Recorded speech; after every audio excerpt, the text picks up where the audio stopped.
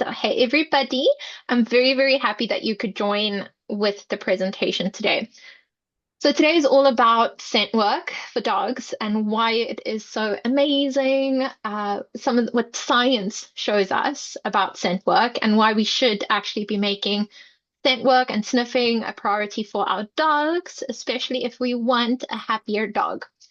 If you don't know me by now, I'd be very surprised, but I am Angelique. I'm from Tree to Train. So that's a group of us working in South Africa and online together. We run scent classes, obedience, hoopers, puppy school, pretty much anything you can think of, we have done or will be doing at a certain point. And really, our goal is just to have fun and get people to do things with their dogs and have fun together. That's what we're all about. So most of the information on this webinar comes from this review, which is very, very new. It came out 2025, so this year. So it's really, really worth reading, but it is summarized nicely for you here, and we will be talking about a few other studies as we go on. But why sniffing matters? It's because our dogs see the world through smell, where we see it through sight, right? So I don't think we can actually accurately picture the way that our dogs see the world because really they smell it. So they can tell time. They can find out who was here before. They can find out how you're feeling. They can tell if you're sick or not, right? So many things they can do because of their sense of smell, because it is so, so, so superior to ours. So it really, really is their superpower. And we're going to be going through how exactly sniffing keeps our dogs happy and healthy, but we're also going to be covering some fun ways that you can incorporate into your daily life to make sure that you are getting the benefits of this. So we'll be covering like a little bit of theory and a little bit of practical together. So this is just a quick drawing of our dog's noses. I'm not going to go into detail in this because the biology per se, or like the physiology, the anatomy is not really the focus of this webinar. But just briefly to mention is our dogs have a lot more scent receptors compared to us. All right, please just make sure that you're muted. There's somebody that's not muted. So our dogs are really, really good at being able to sniff out things, right? So whether it be finding scat for endangered species, finding your socks that you've left on the floor, or a ball, finding tasty snacks, looking at medical conditions. We all know about medical alert dogs. Finding bombs, bomb detection, search and rescue. There are so many things that dogs are really good at sniffing out. And it really, really is exercise for their brain. It engages something called the seeking system, which is a very important instinctual emotional system in the brain. So we have it, our dogs have it. So that's kind of the system where you're like looking for something rewarding. It's the thing that could sort of causes like enthusiasm or motivation, right? So if you're working towards a really important goal and you're invested in that and you're excited to get it done, that's the seeking system. That's the system that says like whatever you are doing or whatever you just did is worth doing again. It makes you feel really good. So our dogs have that too. And even though we've done a lot of domestication, a lot of breeding, we haven't got rid of that in our dogs. They are technically still predators, and we have to cater for those needs. And that's where scent work comes in because of their prey drive and scent work focusing on meeting those needs of that prey drive. So when we talk about prey drive, really what I'm mentioning here is the predatory motor pattern. So you might have heard of this already. It's very, very commonly mentioned in a lot of books, or if you've done any studies at all, or if you have a dog that's a herder, for example, like a border collie, they love to herd things. So we've bred them to have really, really pronounced sort of orientate, sight, eye, and stalk sort of behavior, right? And chasing behavior, not necessarily bite, kill, consume, or guard. So this is the entire predatory motor pattern. If you think about a lion or a wolf or a wild dog kind of hunting for prey, that's the predatory motor pattern that makes all of that possible.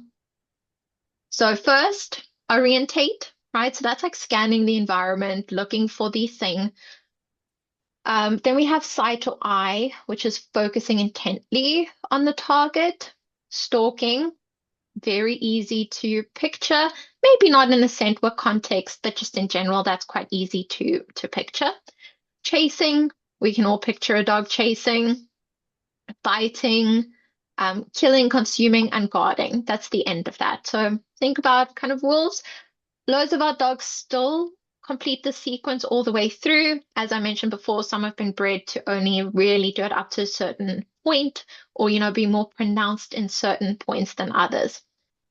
So in scent work, it does fulfill these needs basically. So the orientation that we have, you can often see that in the initial run around. If you picture a dog getting ready to find something. So think if maybe they're trying to find a cat in the neighborhood, a cat in your garden. If you have a dog that loves chasing cats, they might be trying to find a tennis ball, might be trying to find food. So just picture a dog looking for that, right? Doing some sort of searching.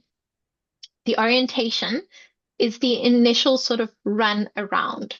So that's like a lot of body movement. And this is where you really want to watch to see if the dogs are open-mouthed, are they sniffing? But that's the first part of the scent work game. And then we have the sight or the eye.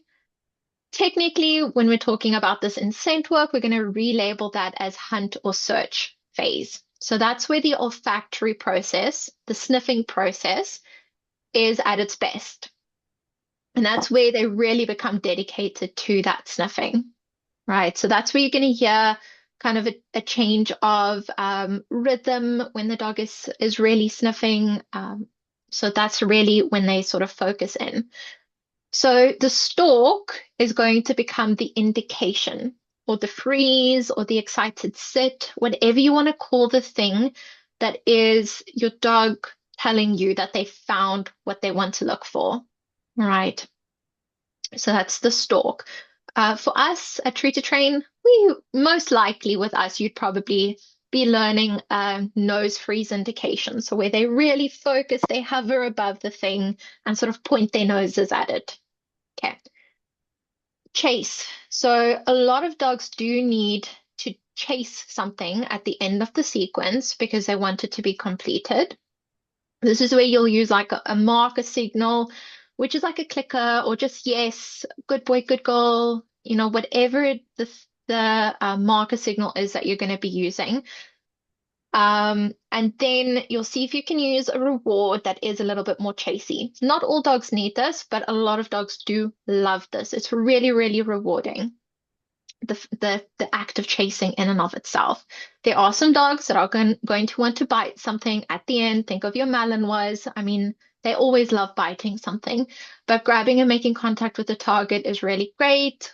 A lot of people use balls to reward with scent work. If you think about the professional dogs, they're grabbing, biting something. If you're using a tug toy, same thing. So it just depends on the dogs. Other dogs will be really happy. It's just get some treats over there as well, or a chew. So same thing with the kill. That's kind of like the above part of the sequence. The consuming, if it's a food reward, that's going to be consuming the reward, right? And guarding, hopefully we can teach our dogs to trade if there is some element of guarding. Personally, I've not seen guarding before in scent work. I have had one dog that did start to guard their Kong, so we taught the dog to find like a red Kong pieces, and he did start to guard that, but then you just do some resource guarding exercises and it sort of clears up. But all of this is just to say that scent work does trigger that predatory motor pattern, and that is why it is such a great thing to do. So the scent work activities that were looked at in this review are sort of like hiding treats, like find it games, right? We can do that quite easily in our day-to-day life. Snifaris, so letting our dogs sniff as much as possible, anything they want on a walk, as long as it's safe and appropriate. I think just just to say that for all the information being shared by me, make sure it's safe and appropriate always. Every dog is going to be different, and obviously you want to put safety first. Then, thirdly, enrichment odors. So these are going to be fun scents that our dogs might not encounter all the time. So those are the three main things that we're going to be focusing on. So sniffing isn't just fun. Some of the benefits that we found is that it reduces stress, so boosts confidence, and it's going to tire your dog out. What we see often with dogs like border collies, like Malinois, or just dogs that are very active, busy dogs, is that people tend to just do a lot of exercise with them. And the problem with that is that you're missing out on meeting a lot of other needs, and you are creating an athlete who's going to need more and more and more exercise to get that same level of tiredness, right? Or to be able to relax.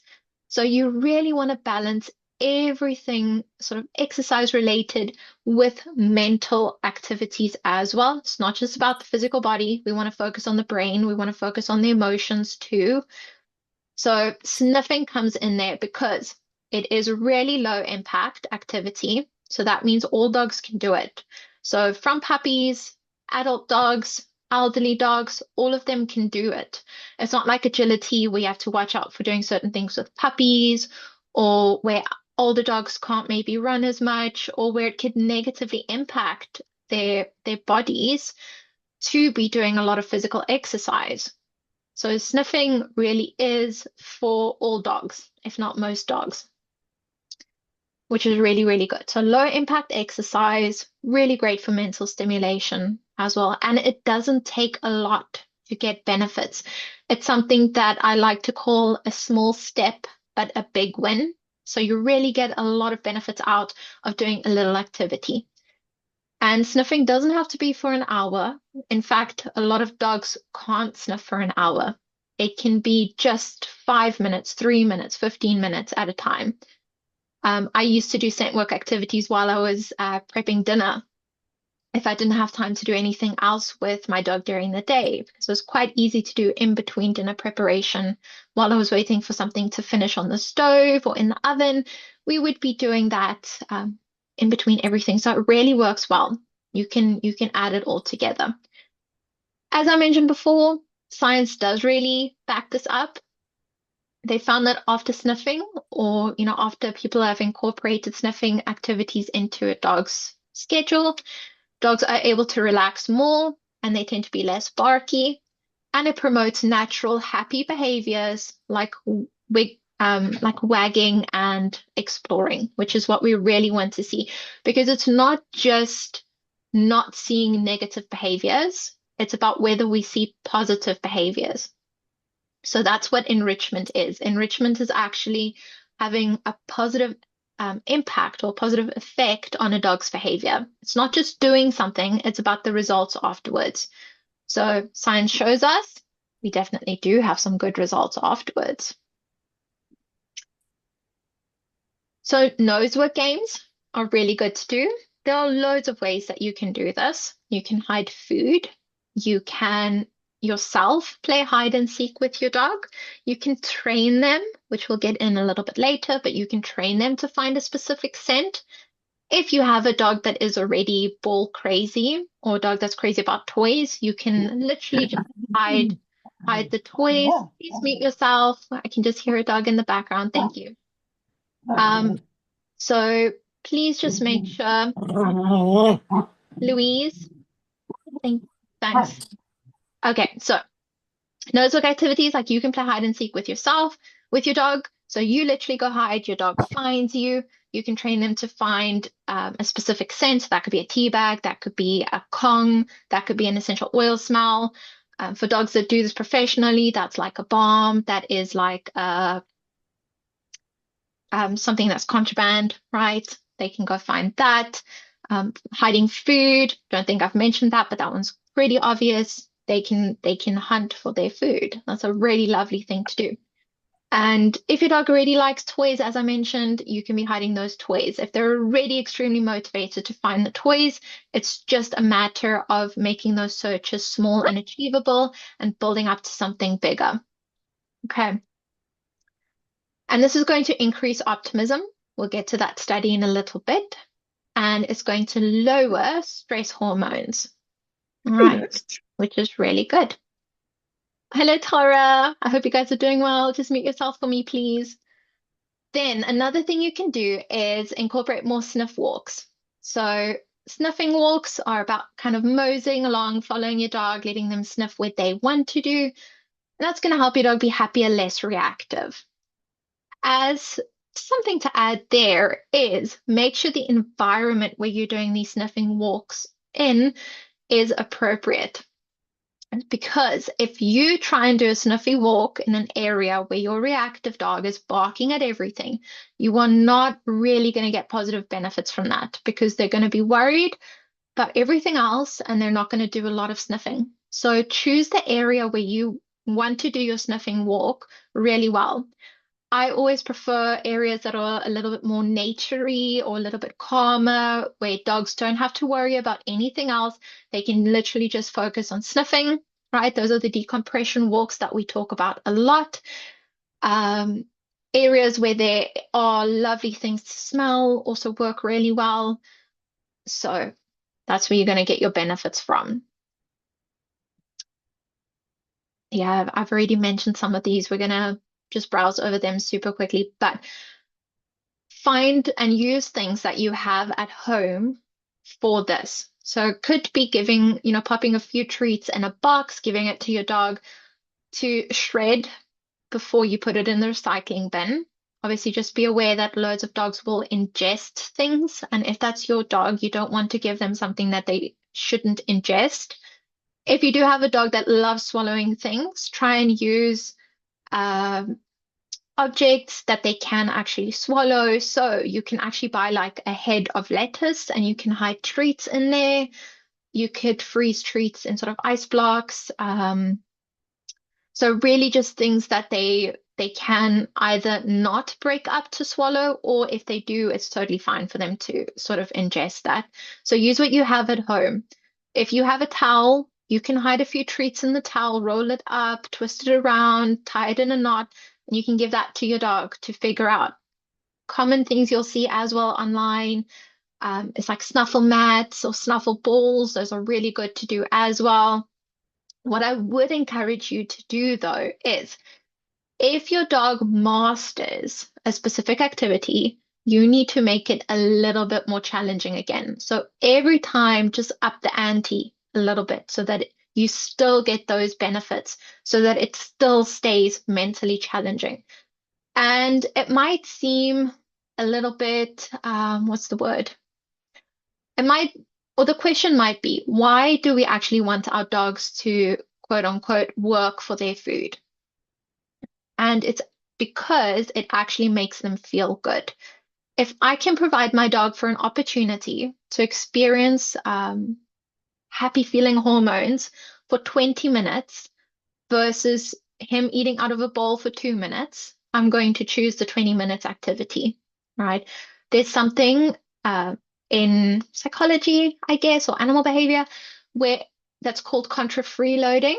And that is where an animal will choose to do sort of a mentally challenging activity like a food puzzle over just eating out of a bowl, right? So because they feel good, they'll choose to do that activity instead of just eating out of a bowl quickly, right? And that's the opposite of what biologists always thought, because we're taught in nature that animals always try and maximize food in and minimize energy out, right? Because it's all about survival. But our animals do that because of that happy feeling hormone. As I mentioned in the beginning, they need, even though we've domesticated them, even though we've done a lot of breeding, the need for those challenges for survival hasn't gone away. So we need to make sure that we're providing an outlet for those needs. If you don't, your dog is going to find something to do. So definitely give them something to do. Right. if anybody has any good extra activities that they found really works for their dogs, definitely mention that in the chat, please. And then I can just sort of list them at the end too. I'm sure people have loads of ideas that we can incorporate. So we're going to go on to a first study that, as far as I know, is technically not a published peer-reviewed study, but it's still interesting. And anecdotally, I can say I definitely agree with this study. And that is the pulse study, which gives some insights into sniffing and pulse rate in dogs. So they took, I think it was about 61 dogs. Yes, 61 dogs. And these were diverse dogs. So male, female, young, old, neutered, not neutered, so they really tried to be as diverse as possible in the dogs that they selected for this study. And they compared the walks, so the sniffing and pulse rate, with the dogs on three different leads, well, two different leads and one off lead. So they tried on a 1.5 meter lead, which is very similar to, which is like the typical lead that we'll find in pet shops that everybody walks their dogs on, the short leash. Then they tested a longer leash, which is a 5 meter leash, and then they did an off leash scenario. So have a minute, or not a minute, have a second, and quickly think about what you think, um, or which category the dog sniffed more in. All right. I think it's quite obvious. But the shorter lead, less time spent sniffing on average. Longer lead, more time, definitely. I think 2 to 3 times more.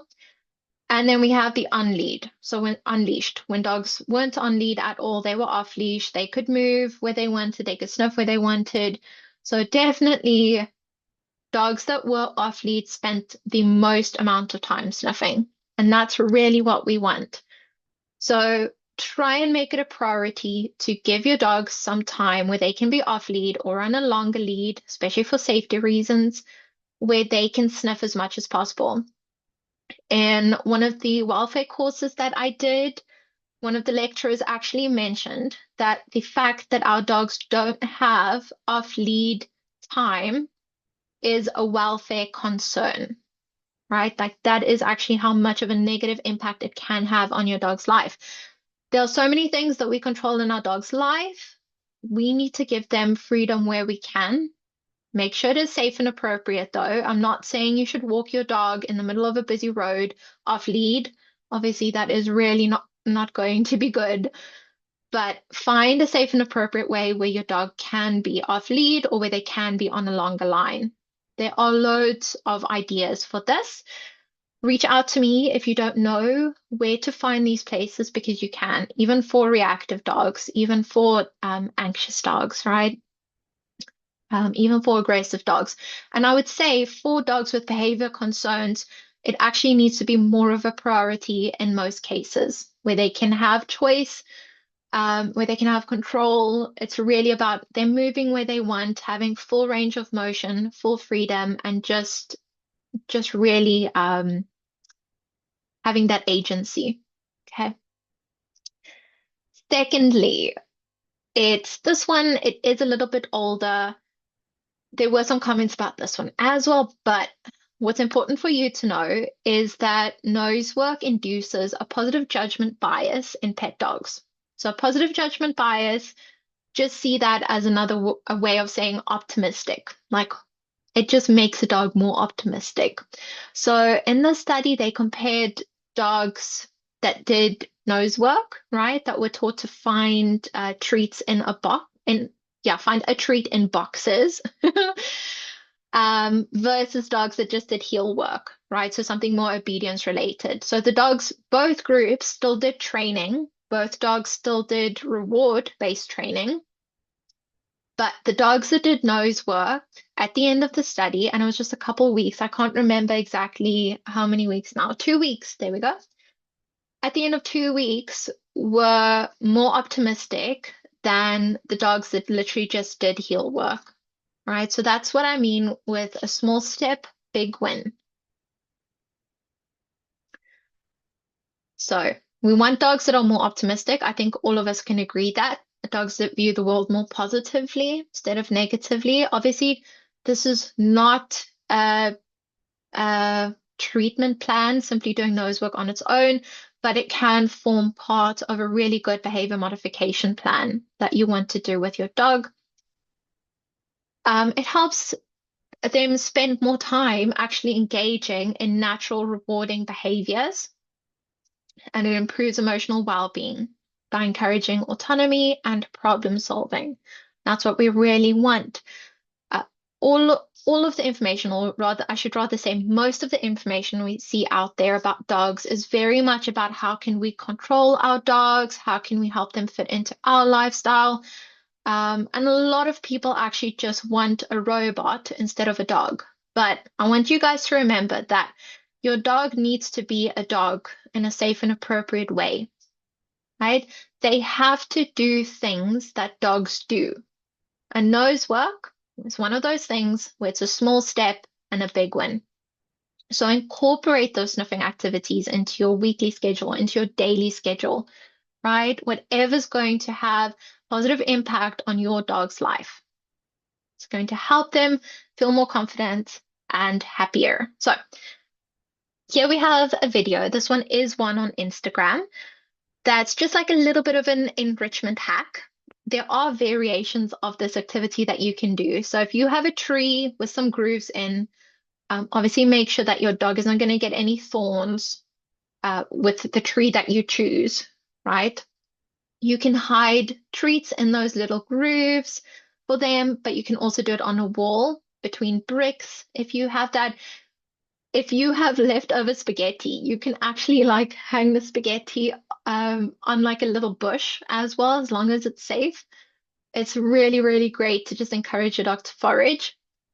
If you think about your dog's normal everyday movements, a lot of their movements are with their head down on the ground. So doing things vertically is also really nice for their bodies for a change.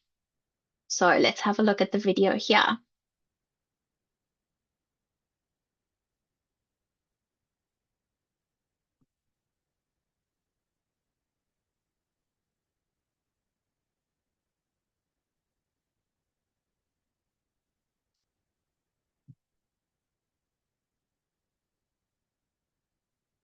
So there you go. So it's really, really easy, nice to see. You can use your dog's dinner, you can use some of their breakfast, and instead of them eating, taking 2 minutes to finish their food, it's taking them a lot longer, and they'll be happier for it. Right. So this is an easy scent work, like enrichment game that you can do that's a little bit more training related. So like a little bit more challenging as well. And it follows along the basic principles of how you teach scent work, really. All you need for this is a tea bag and treats, but you can use anything that's really scented and that's safe for your dog to find. So I've chosen a tea bag because most of us have tea bags at home. Just make sure that it's not a tea bag with any caffeine in. I think for this one, I use literally rooibos tea. So you're going to start really easy by creating a positive association between the smell and the tea bag. So every time your dog sniffs the tea bag, you're going to give them a treat for that. And you can see I'm rewarding right by the tea bag as close as possible. And when I throw a treat, I take away that treat bag first before doing a find it with that treat. If your dog gets really good at that, you're going to start changing it up and moving the treat bag around a little bit, and then very systematically making it more challenging and doing searches like vertical searches. Okay. And you can see in the beginning, we're using a really, really small area. I'm not hiding this in like the living room and expecting my dog to find it there. It really, really is built up very, very slowly while making sure the dogs are confident. Okay.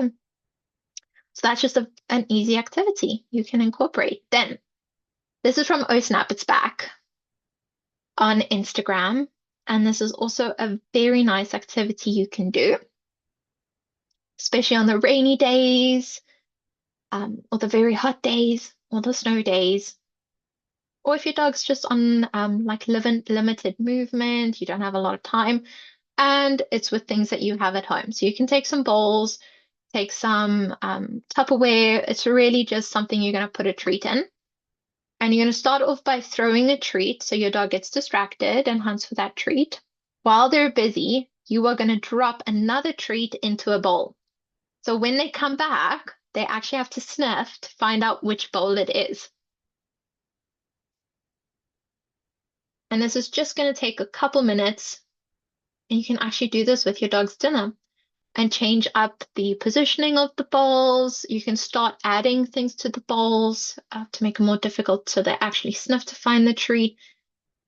If you don't want to use bowls, you can do this with like little boxes, little containers. It can really be anything you already have at home.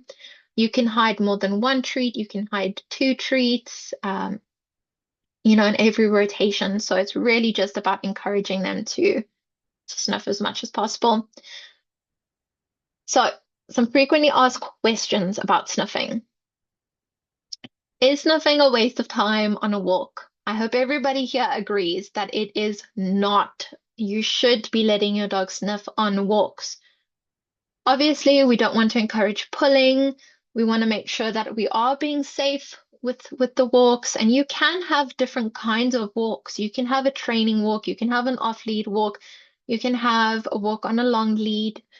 So you can have different walks, and yes, you should still be training your leash manners so that your dog does focus on you, and you should still be doing your training, but your dog should also have the opportunity to sniff on walks.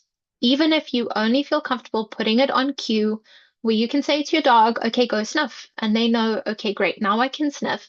And then when you want them to walk nicely again, you can say, okay, heel or stay close or whatever the word is for them walking nicely next to you, you can do that again. Personally, if we're not doing sort of a training walk, I just keep my dog on a longer lead. So either a 3 meter leash, a 4 meter leash, a 5 meter leash. If we're going somewhere where I can have a longer lead, I'll sometimes even walk with a 10-meter leash or off lead. It's much easier. Your dog is less likely to be pulling on lead as well because they have that extra space just to be able to sniff and explore and move. And for most dogs, that's all they want. They don't want to run away from you. They actually just want to be able to go a couple meters ahead to sniff that tree or to sniff that bush or whatever it might be. So, how long should you let your dog sniff? It depends. In behavior, the answer is often it depends, but as long as your dog wants to sniff or until you need to go home. So, try not to put yourself under pressure when you are having a sniffing walk so that it can be a relaxing experience for both you and your dog. Do you need fancy tools? No.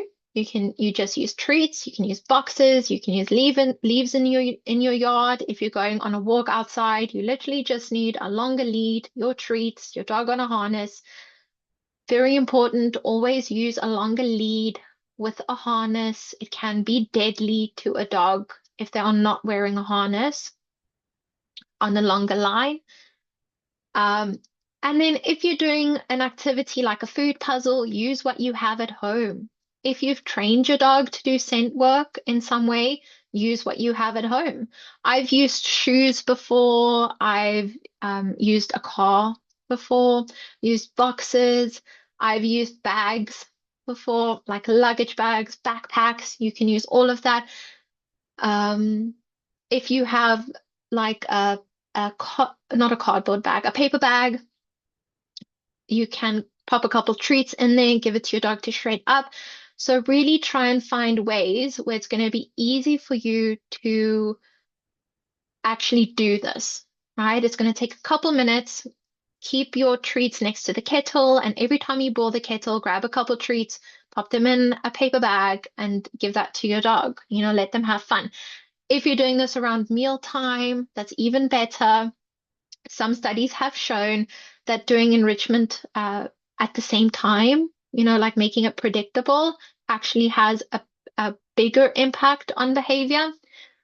So if you're doing it around mealtime, more or less, personally, I don't have a very strict schedule around mealtime, but more or less, it's going to take you 2 minutes extra to pop the food in a box or in a ball pit like this, or scatter it out on the grass instead of just putting it in a bowl. It really doesn't take a lot longer, and that's something you can do that's going to have that's going to be a small step, big win. All right, so just a little bit of marketing, as always. I want you guys to all join my online academy if you are interested in scent work, in nose work games. You guys will get a discount in your email. And for this month, not only are you going to get access to my scent work program, where you get to learn scent work at home anytime you want with preloaded videos, you're going to get the entire program for free, nothing extra. So that's going to include the recall course. If you have a herding dog, that's going to include the herding game, right? If you don't, it's still going to include that, but you probably won't need it. It's going to include reactivity work. Any webinars that we do, that's going to be uploaded on there. So if you have a dog that's scared of noises, that webinar is already on there. And I'm constantly adding to this. So if we interview a very good guest speaker, if they do a webinar presentation, that's going to be uploaded on there. If you are a professional and you like a little bit more of the science, we're going to be doing little snapshots of new research coming out and going through old research as well, doing short little video webinars on that. And it's unlimited access. So for as long as the online platform is up, which is indefinitely, that's the plan, you'll have access to this and you'll have access to all of the new information being uploaded all the time.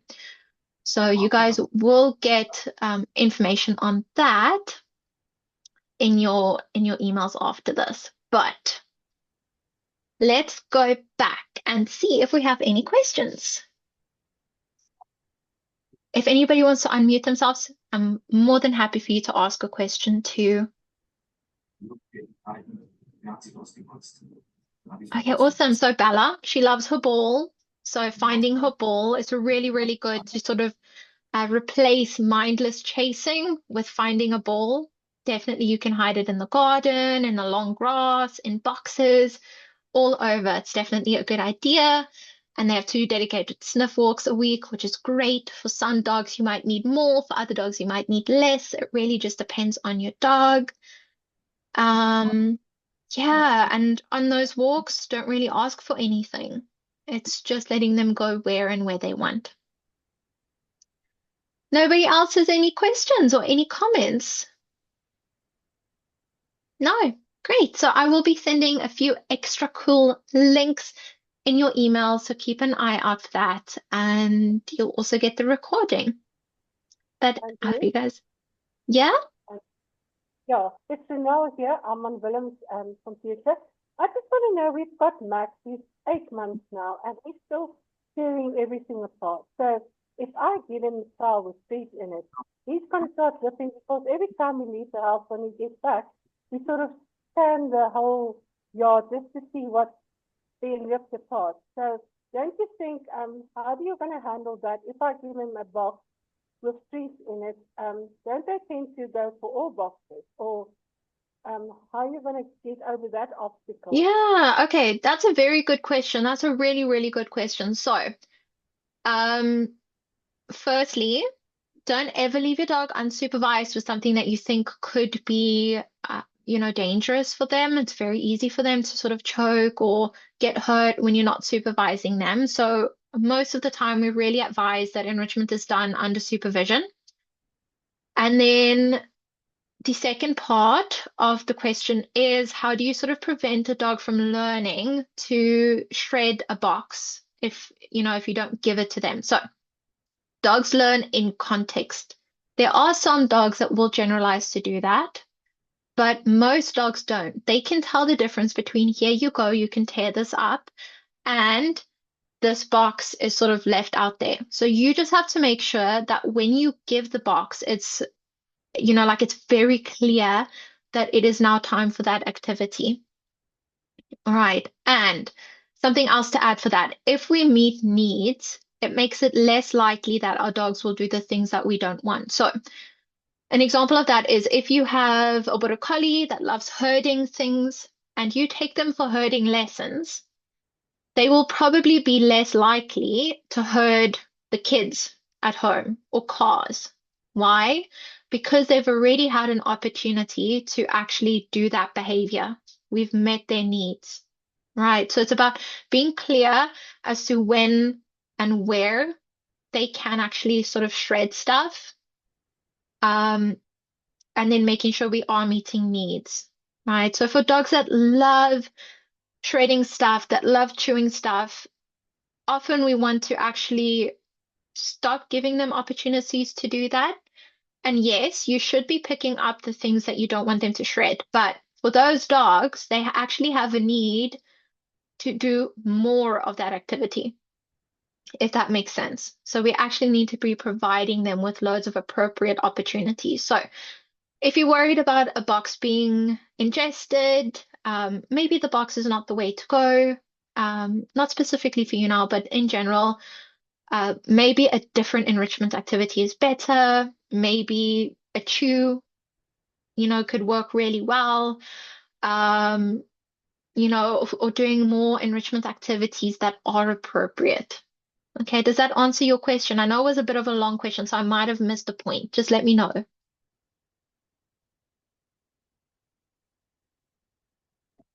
Okay, I think it's good. I can't hear anything. Let's have a look in the chat if anybody else has any other questions. Happy to go through. Okay, so here we go. How do you increase the difficulty when using a snuffle mat? Okay, so loads of dogs learn to actually just flip a snuffle mat over. They'll literally just pick it up and kind of throw it or tip it over, and then all the treats fall out. So if you have a dog like that, you can try weighing the snuffle mat down, um, so that they can't actually do that, so they can't pick it up. You can try, like tying it down. So if it's like on a crate or something like that, you can use zip ties and tie it down or hold it down in different ways. You can also put the snuffle mat in something else to make it more difficult. So if your dog is not scared of boxes, because remember, we're here to challenge them and build confidence, not make them more scared, right? But you can put that snuffle mat in a box, close the box, and then give it to them to kind of figure that out. You can wrap the snuffle mat up in towels.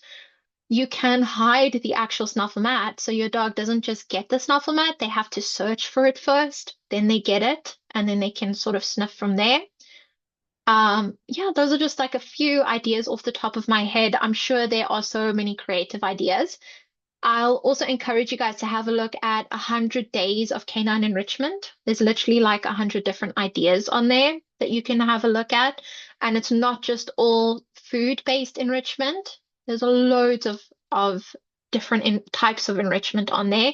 So it's really good to do. That's 100 Days of Canine Enrichment. I think it's like by Annie Ed, Animal Education. You can just Google that. But I will actually put the link in the email as well. Have we got anything else? I love all the questions. No, nobody else. All right, good. Then we'll stop the webinar like here now. When you get your email, let me know if you have any questions about that. And then I'll be doing these more often. So I'll see you guys in the next one. I hope you have a lovely weekend. Thanks, Bye. Bye, Nicole.